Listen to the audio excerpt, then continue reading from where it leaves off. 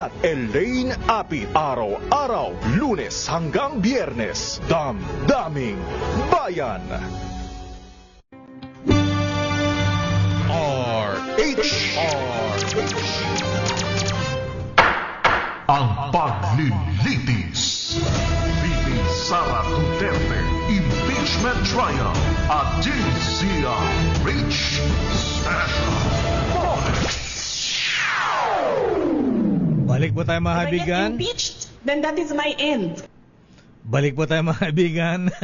Kasama pa rin natin si Dean Jose Jada Roy III at makasama natin si Attorney Cam Cheryl Adami Molina. Attorney? Magandang tanghali, Lakay. Ang ganda ng usapan niya ni attorney. Talagang mga pang off the record lang yan. At saka yung balitaktakan nyo kanina on air, Lakay. Oo, napakaganda. Very interesting daw, lalong-lalo na yung mga news desk natin at yung mga nakikinig sa atin. Yes. Gusto si Attorney Roy. Thank you so much po sa pagpunta dito sa amin. Good afternoon to you, Attorney Cam. Pero Attorney, Dean Roy, sir. Ayan, bago natin pag-usapan muli ang impeachment trial, fourth day na impeachment trial ni VP Sara, magandang gunitain ang mga nakaraan, lalo sa mga controversial na impeachment trial ni former President Erap Estrada at delayed Chief Justice Renato Corona. At sabi ko, Attorney, si Attorney Roy ay dati sa defense panel kasama sa mga lawyers ni Chief Justice Renato Corona, kasama si ngayon Supreme Court Associate Justice Maidas Marquez at yung magandang lady lawyer Karen Jimeno. Pero ang tanong ko, Dean Roy, sir, ano nga ba ang punot dulo? Para sa mga hindi na nakaintindi, ang nakasubaybay na impeachment trial ni the late Chief Justice Renato Corona. Ano ba ang tunay na dahilan talaga? Ikaw ay nasa grupo ni Chief Justice Corona. Ano ang dahilan? Ba't pina-impeach na Aquino administration si Chief Justice Renato Corona? Deo. Alam mo, pagkatapos ng impeachment na yun, ako'y kinasuhan ng administrasyon. Ganun ba?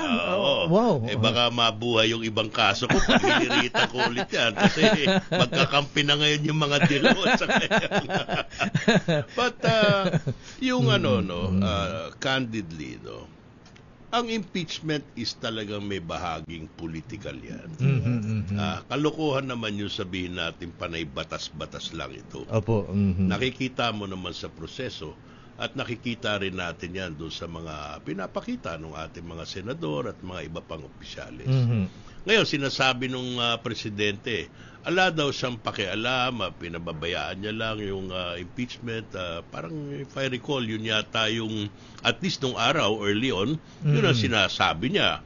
No? At saka in fact, parang wala pa yata siyang komento tungkol sa proceedings, di ba, up to this time. Pero sino naman ang maniniwala na hindi siya makikinabang pag na-impeach si VP Sara? Hindi ba? Tama lang naman yung ginagawa niya na hindi naman niya pinapakita na masyado siyang ganid na makitang matanggal si VP Sara at ang kanyang posisyon ay, well, kung doon dalhin ng ebidensya, edi yun ang mangyayari. Hindi nga ba, pati doon sa flood control, yun ang sinasabi niya, sundan yung ebidensya. So, okay lang yun, no? Attorney Roy, sir? Yes. With your indulgence, sandali lang pat meron tayong flash report. Flash Report. Flash Report! May report na, Attorney, from Malacanang. Ito flash report natin, DOH Secretary Ted Herbosa nagbitiw na sa pwesto. Bagong kalihim itinalaga na ang buong detalye mula kay RH14 Let Narciso. Miss Let, ibalita mo to, Miss Let. Attorney Lakay, kinumpirma ng Malacanang na nagbitiw na si Health Secretary Ted Herbosa. Sa press briefing dito sa Malacanang, sinabi ni Palace Press Officer Pierre Castro na dahil sa kalusugan ang dahilan ng resignation ni Herbosa. Nabatid na kamakailan ay sumailalim si Herbosa sa knee replacement surgery. Itinalaga naman ni Pangulong Marcos bilang bagong kalihim ng DOH si Dr. Jose Bretaño Pujalte Jr. Si Pujalte, isang orthopedic surgeon na nagtapos ng kursong medisina sa University of the Philippines. Pakinggan natin si Yusek Castro.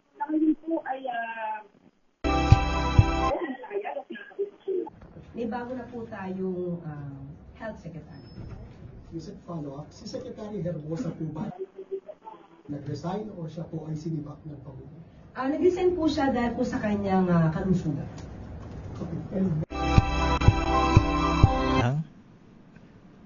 Let. Oo, Lakay. Bakit seryoso ba yung delikado ba ang health ni Secretary Herbosa? Hindi na idinitalya, Lakay, basta health reason yung nabanggit. Nag-resign ba o pinag-resign? Nag-resign sa Lakay. Actually, tinanong kanina kung nag-resign o kung sinibakan. Pero ang sabi, nagbitiw si Secretary Herbosa. Ayan. Lahat naman ng mga cabinet members ni President Bongbong Marcos, nagre-resign lahat Tapos laging health reason, Lakay, health reasons. Ayan. Anong paliwanag ni The Messenger? Ayan. Wala na nabanggit, Lakay. Secretary Benhar Abalos. Wala nang wala. Actually, dahil nga in-special na balita mo, Lakay. So, lumutang na kasi yung mga ulat kanina pa lang na nag-resign na nga. Oo. So, naghintay lang talaga kami ng opisyal na kumpirmasyon at anunsyo mula sa palasyo. Pati yung report na aking bubit, pinag-uusapan sa Malacanang? Kaya actually, bago pa nga yung pag-confirm, Lakay, di ba, lumabas na rin na mayroon ng kapalit itong si Secretary Herbosa, si Dr. Jose Britanio Pujalte ng Philippine Orthopedic Center. At saka ang si Dr. Pujalte pala, Miss Celeta, ay anak ng dating chief din ng Philippine Orthopedic noong panahon ng dating yumaong Pangulong Ferdinand Edralin Marcos Sr. Oo daw, Lakay. Father and son. Ayan.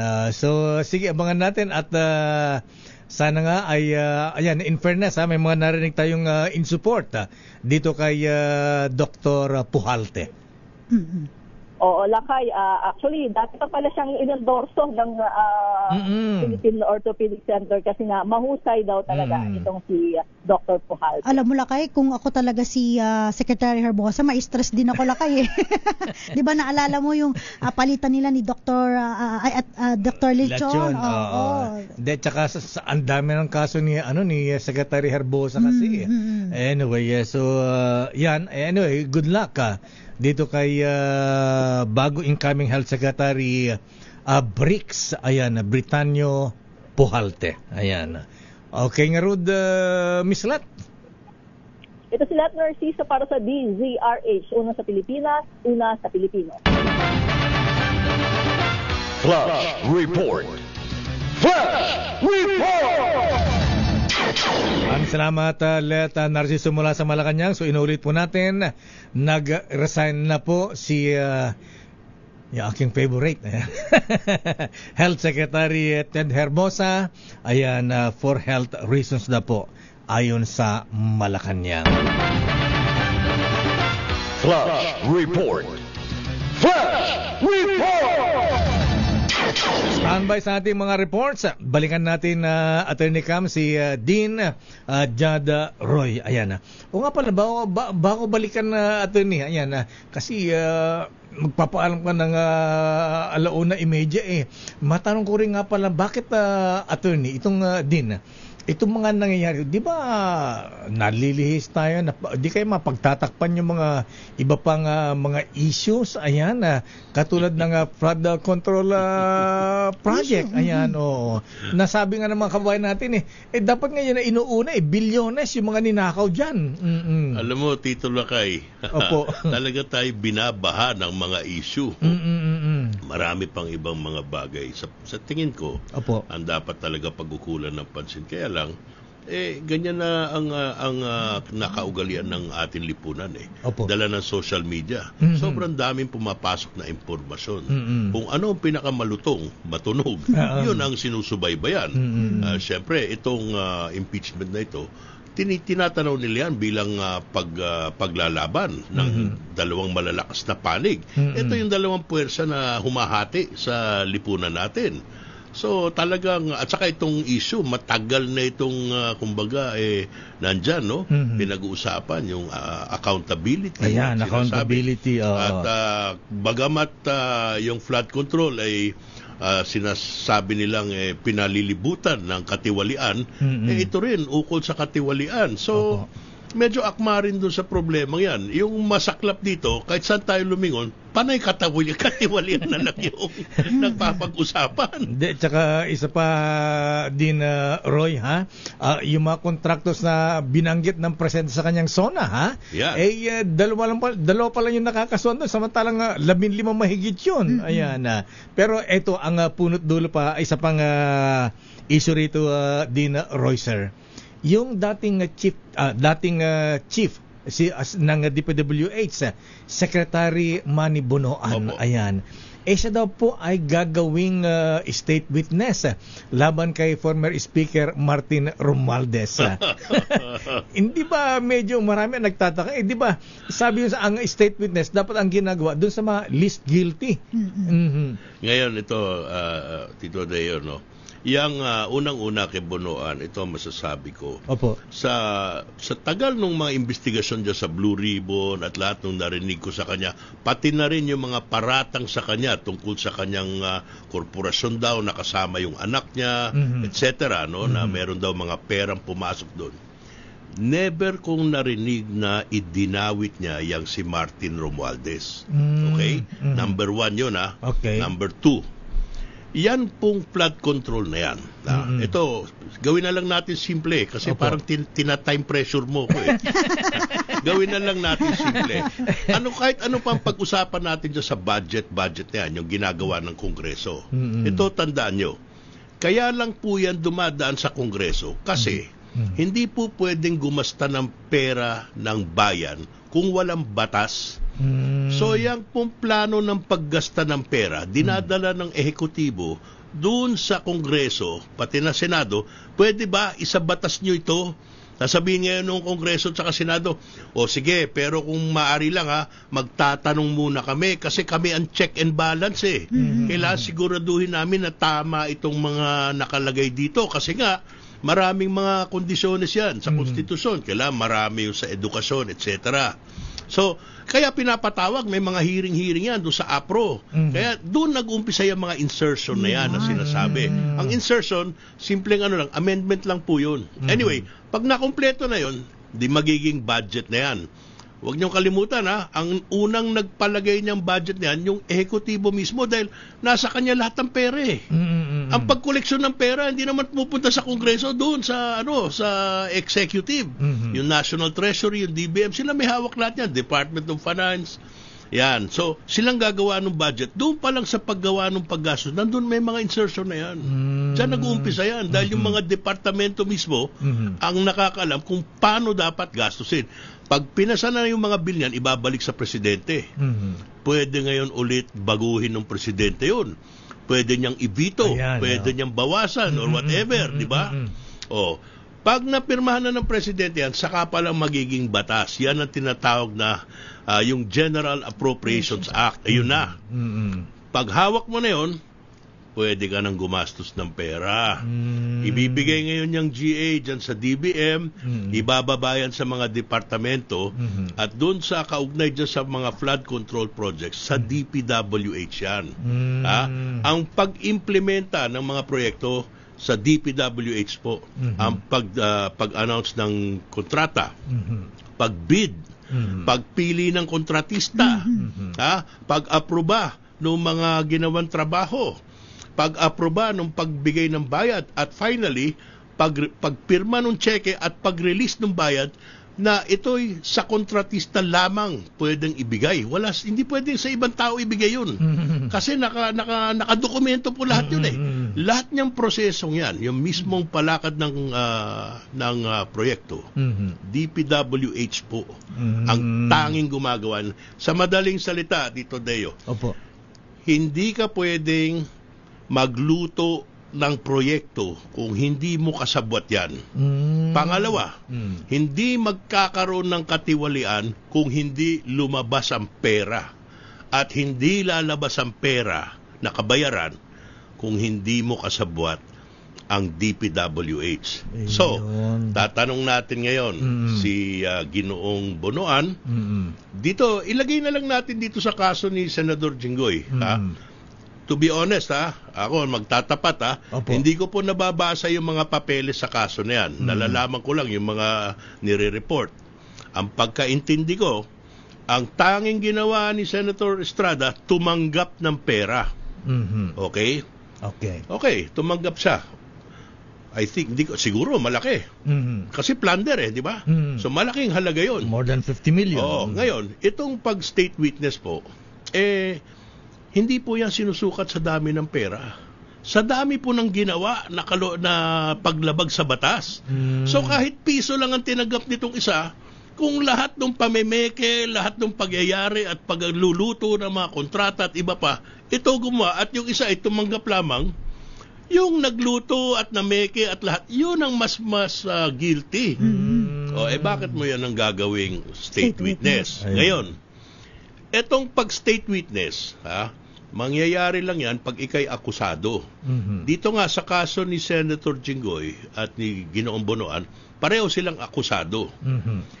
Pero pwede mo na siyang state witness kung ang pangako niya, sige mag-state witness ako, magtetestigo ako laban kay Senador Jinggoy.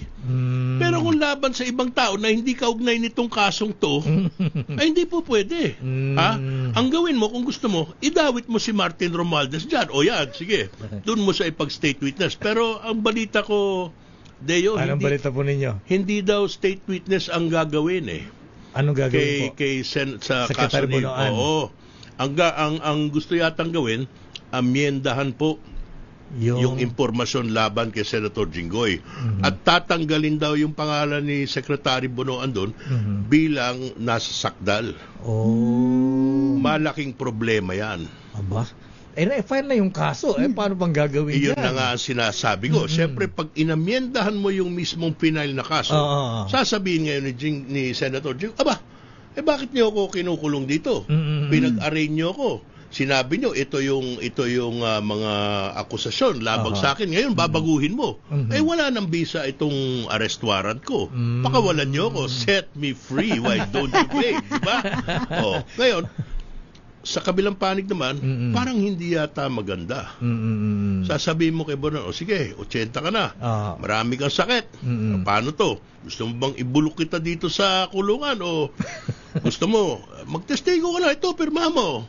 Sabihin mo na lang ganito, ganon, tungkol kay Martin Romualdez. Sige, palalayain kita dito. Hindi rin maganda, di ba? Mukhang marami kang alam ng kwento ng mga mga mag-brad, attorney. Alam mo, mahirap. Mag-brad sa Upsilon. Alam mo, mahirap.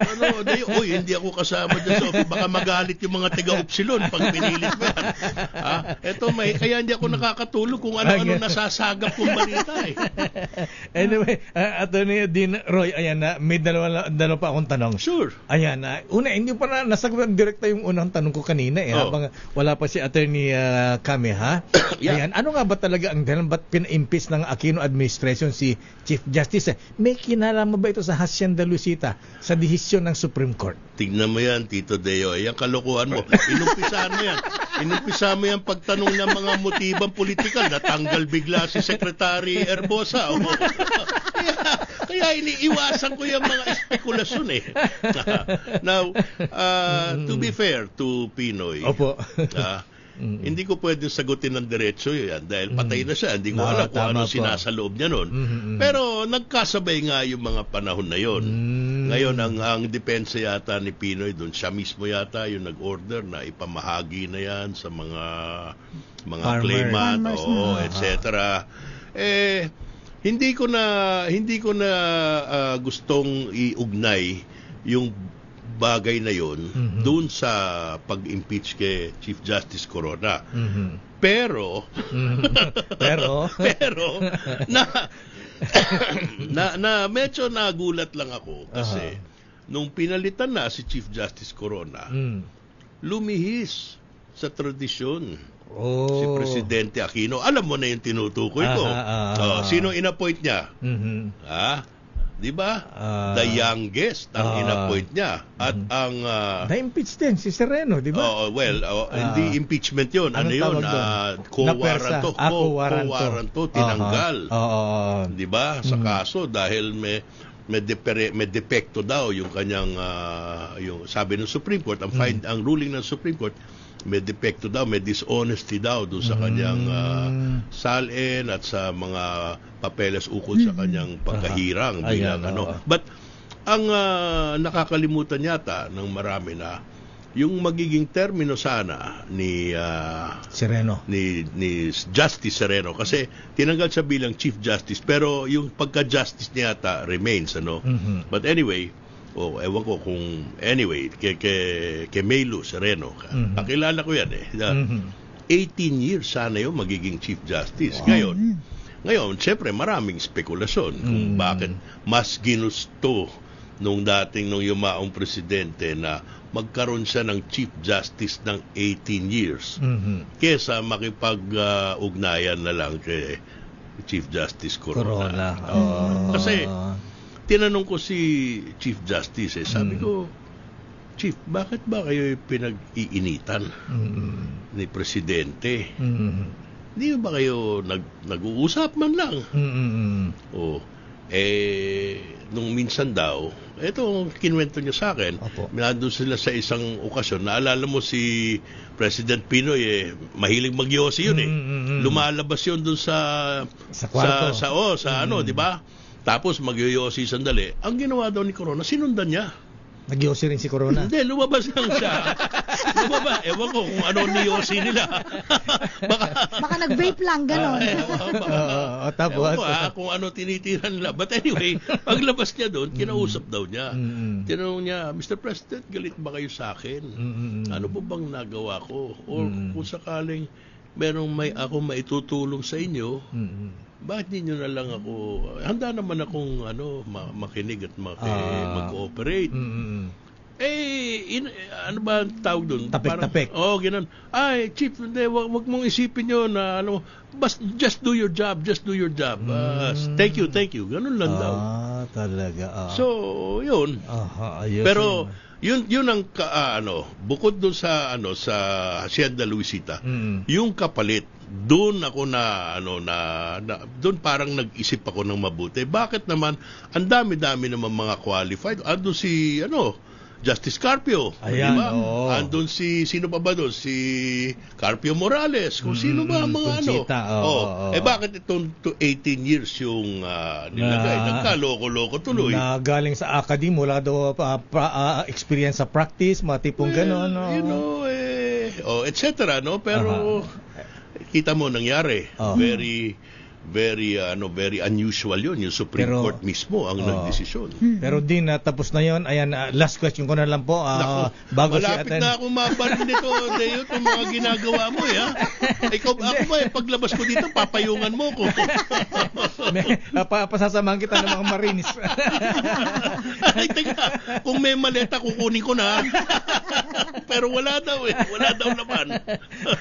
Ito din, ayan, isa pa. Ewan ko lang kung aaminin mo ito. Ayan. Walang yan. Ikaw ay naging bahagi ng defense team ni delayed Chief Justice Renato Corona. Ayan. May pagkakamali ba kayo? Ayan, ano ang kakulangan niyo? Bakit na-convict ang Chief Justice Corona? Yung, kung gusto mo malaman, if you remember, after that, na-forfeit yung mga benefits niya. Now, a case was filed to recover those benefits para maibalik sa kanya. Wala na, hindi na siya Chief Justice. Panalo siya. At ang sinabing malinaw ng Korte Suprema dun, siya ay pinagdiskitahan lang at ginawang political vendetta laban sa kanya. At ito'y Ako rin, di ba sinabi ko sa'yo, kinasuhan din ako. Pumunta ako sa Supreme Court para mawala.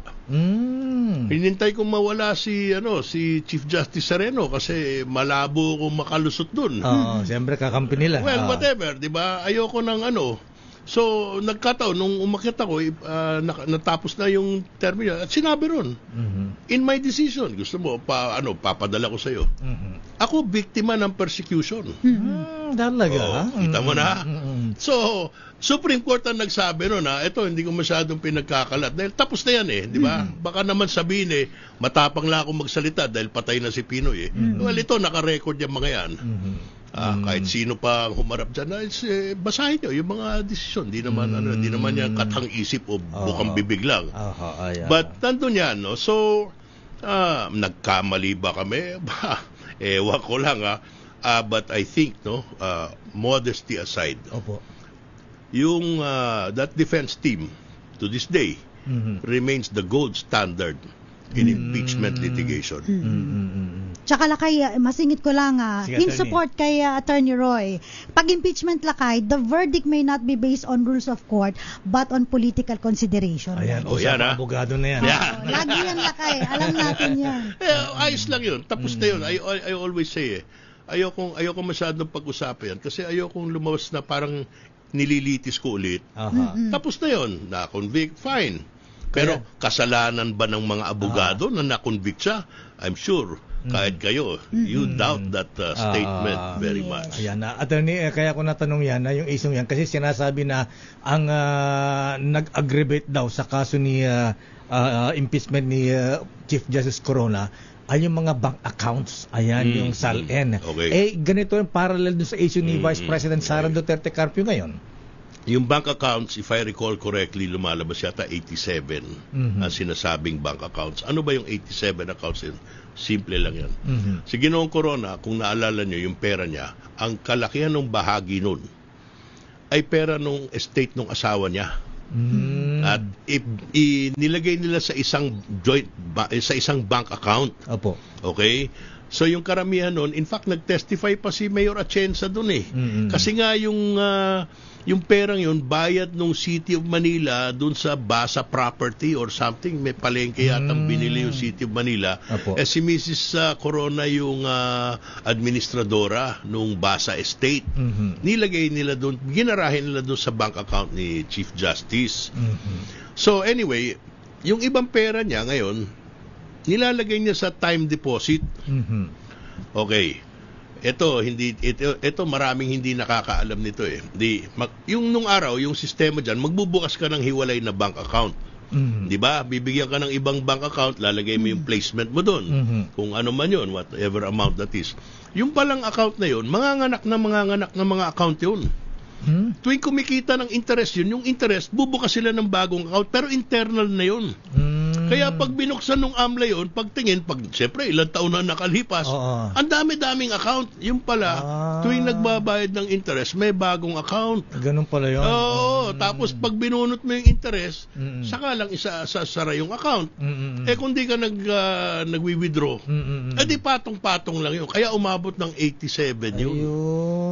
Ngayon, magkano ba yung pera ni Corona? Hanggang ngayon, nagtatalo kami kung magkano Magkano ba? Ang alam ko, wala pang 100 million Ang sinasabi nila, 150 or something. Di ba, Tito Deo, Tita Cam, barya na lang yung ngayon Pag nakikita ko yung sila Alcantara, yung mga selfie nila, sis Maria Joseph, parang napaka-small time nung pinag-awayan namin. Tama po. Ayan na, bilyones na usapan ngayon din. Wala na. Anyway, din Jada Roycer, ayan na. Huwag kayong madadala. Ayan, kung medyo nabibisto ko yung mga Ako maluwag yung konsensya ko magsalita kasi yan po yung aking mga alaala ng mga panahon na yun. Sir. And yung sa mga interesado, baka nakaka-entertain naman marinig yung mga inside story. Up to now, hindi pa nasusulat yung istorya ng impeachment ni Corona from our side. Oo nga, abangan namin yan natin. Hindi na. Baka kung saan pa lumabas doon Hindi, kunin mo rin kabilang panig para fair. Meron na actually si Senator JPE. Meron siyang sinulat tungkol doon. Ewan ko sa biography niya, pero may sinasabi. Dapat piraso lang yun. Sagutin natin ito, sabi ko, wag na lang, hayaan mo na at kung kuhan. But anyway, thank you very much, Dean, at huwag ka madadala dahil iimbitan namin kayo ulit dito, ha? Ayoko na. Delikado dito, baka hindi na ako makalabas ng bahay. Pero gusto ko lang sabihin sa inyo mga tagapagkinig. Opo. Alam nyo, hindi nyo kasi nakikita pero pag kayo nagreklamo dito na nagugutom ka, dadalang ka ng singaling at saka mani. Akala ko maglalabas to ng baso at saka ibang inumin pero sa susunod na lang. Maraming salamat. Thank you very much, Attorney. Thank you so much. I really had a good time. Maraming salamat and I hope it was worth your while. Yes, sir. Ayan, kurang biting nga eh. Kaya Ayan, Kaya wag kang sir, sana pagbigyan mo po kami ulit sa susunod. Why not? Thank you very much. Magandang hapon po mga kababayan. Salamat po. Mga kaibigan, Attorney Jose Jad Roy III, dating din ang pamantasan ng lungsod ng Maynila at a former member ng defense team ng impeachment trial ni former Chief Justice Renato Corona. Daming bayan. Babalikan natin ang mga reports sa Oras, Attorney. Oras po natin, 9 na minuto na lang, mag-aalas 2 na.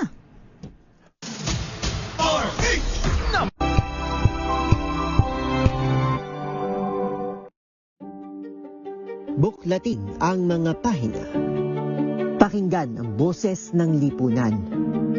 Tunghayan ang mga issue mula sa ibang katayuan. Nakakalungkot kasi deserve ba namin ng ganito? Na hindi nila alam kung ano talaga yung kanilang mga karapatan.